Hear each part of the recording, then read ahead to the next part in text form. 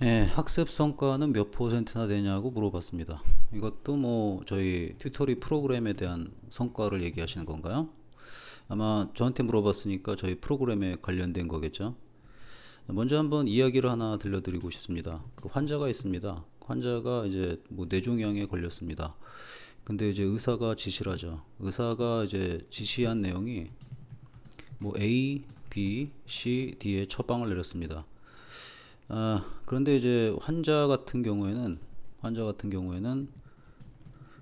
선택한 거는 A, B, C, D를 다 따른 게 아니라 A하고 B만 따랐습니다. 그리고 이제 환자가 얘기합니다.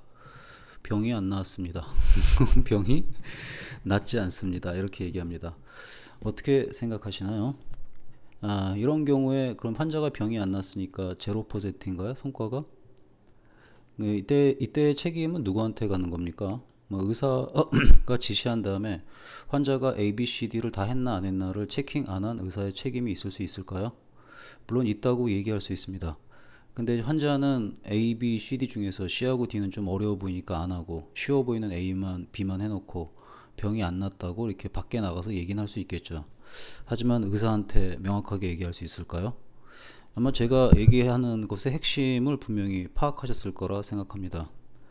지시를 100% 따르면 당연히 성과는 100%밖에 안 나옵니다. 지시를 100% 따랐는데 성과가 안 나온다. 그러면은 저희 프로그램이 잘못된 거겠죠. 그리고 저는 웬만한 교육 프로그램 같은 것도 지시대로만 해주게 되면은 학습 성과는 나오게 돼 있다고 생각합니다.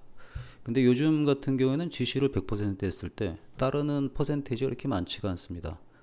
그 따르는 퍼센테이지가 많지 않다는 것은 그런 학생은 성과를 낼 수가 없다는 걸 얘기합니다. 제가 이제 여러 차례 얘기하지만 그 성적 향상의 이유는 딱 두 가지입니다. 성정이 아니라 이제 성적이겠죠. 첫 번째가 뭡니까? 일단 의지력을 발휘해야 됩니다. 의지력이 없는데 어떻게 몸이 건강해지고 의지력이 없는데 어떻게 병이 낫겠습니까? 병이 가만히 낫는데 거기다가 뭐 마약 같은 주사를 놔주게 되면은 병의 고통을 잠깐 있긴 하겠지만은 근본적인 병이 치료는 되진 않죠. 또 이제 감기가 걸렸다고 칩시다. 감기약을 주면은 낫는 것 같긴 하지만은 사실은 감기 같은 경우에는 불치병으로서 근본적인 것을 치유하는 게 아니죠. 열나면 해열제 주고 목 아프면 목 좀 아프지 말라고 약 주고 뭐 이런 게 답니다. 나머지는 뭡니까? 본인이 규칙적인 생활을 하겠다는 의지가 있고 병이 난 다음에도 몸을 관리하겠다는 의지를 갖고 생활해야 됩니다. 아무렇게나 막 생활하는데 어떻게 병이 난 다음에 상태 유지가 되겠어요? 그런 의미에서 저는 의지력을 얘기합니다. 의지력이 없는 학생은 솔직히 얘기해가지고 뭘 해도 안 됩니다. 아무 걸 해도 안 됩니다. 의지력이 없는 학생이 장사를 하면 되겠습니까? 의지력이 없는 학생이 가수를 도전하면 되겠습니까? 의지력이 없는 학생이 뭐 로봇 공학자가 된다고 도전하면 되겠습니까? 절대 안 된다고 봅니다. 뭘 하더라도 의지력을 가져야 됩니다. 해야겠다는 의지력. 그러니까 두 번째는 너무나도 당연합니다. 절대 공부 시간 준수입니다. 이 두 가지만 해보세요.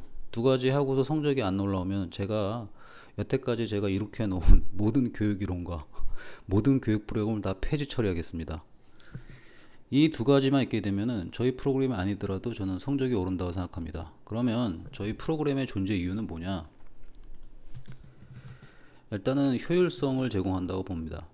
시킨 대로 와서 이대로만 따라오게 되면은 성과가 나온다는 일종의 안내자 역할, 가이드 역할, 멘토 역할을 하고 있다고 보는 거죠.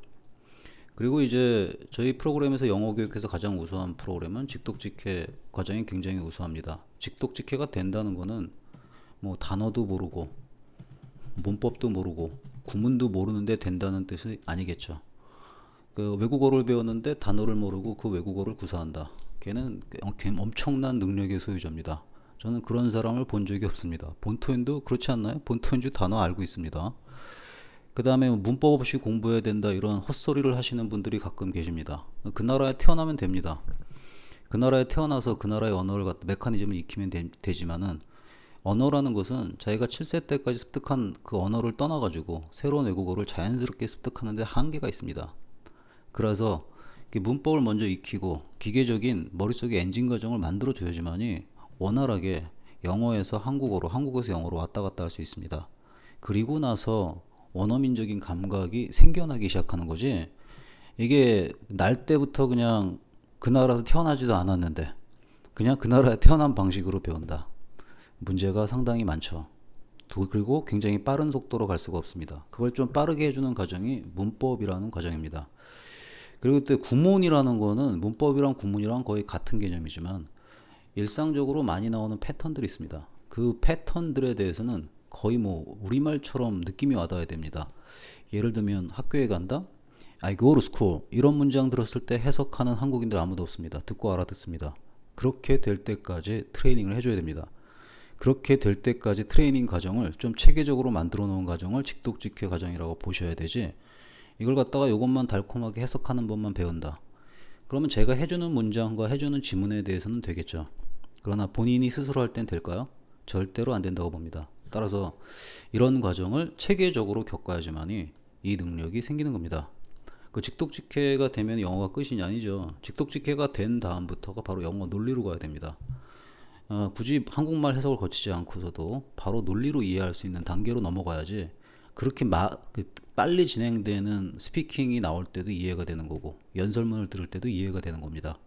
이걸 갖다가 중간중간에 한국어로 해석하고 있다. 어느 천년에 이해하겠습니까? 절대 이해하지 못합니다. 그래서 최종적인 목적은 영어 논리를 이해하는 것이고, 그 논리를 이해하는 중간 단계로서 직독직해가 존재한다고 보시면 됩니다. 이제 그런 것을 강조하는 프로그램이 저희 프로그램입니다. 영어 쪽만 얘기한다면. 그리고 이제 별도로는 애들의 의지력을 향상시켜주기 위해서 제가 노력하고 있는 부분이 있습니다. 그거는 뭐냐면은 그 성공 습관을 장착시켜주는 겁니다. 그래서 이 성공 습관을 위해서 저희가 다양한 데이터 시트를 제공하고 있습니다. 이 데이터 시트 같은 경우는 일종의 관리표인데, 받아보시면 압니다. 아이가 지금 얼마큼 공부했다, 뭘 했다, 뭘 안 했다. 쉽게 얘기하면 이제 강의 퍼센테이지, 학습 퍼센테이지, 그 다음에 기상 퍼센테이지, 그리고 한 개가 또 뭐였더라? 시간 관리, 시간 관리 퍼센테이지. 정확하게 이렇게 네 가지 영역에 대해서 아이들의 상태가 주별로, 때로는 일별로, 때로는 3일별로, 때로는 4일별로 해서 데이터 시트가 정리돼서 나갑니다. 그래서 이 데이터 시트를 보면서 장학금이 또 결정이 되기 때문에 편안하게 할 수 있습니다. 제가 찍어 놓은 맞춤 강의 편 보시면은 여기 학습 데이터 읽는 법, 관리 데이터 읽는 법에 대해서 전부 다 나와 있습니다. 자, 학습 성과가 몇 %냐 물어보셨을 때 저의 답변이 이렇습니다. 지시를 100% 수행하면은 성과는 100%입니다. 지시를 그 앞에 있는 환자처럼 조금밖에 안 따라 놓고 성과를 요구한다 그러면은 성과는 나오지 않습니다. 그 점을 명확히 하신다면은 성과는 100%가 나올 것이라고 확실히 말씀드립니다. 유튜브 설명 하단에는 맞춤 상담 링크가 있으니까 그거 클릭해 주시면은 거기 궁금하신 거 그 어떤 것이라도 물어보셔도 됩니다.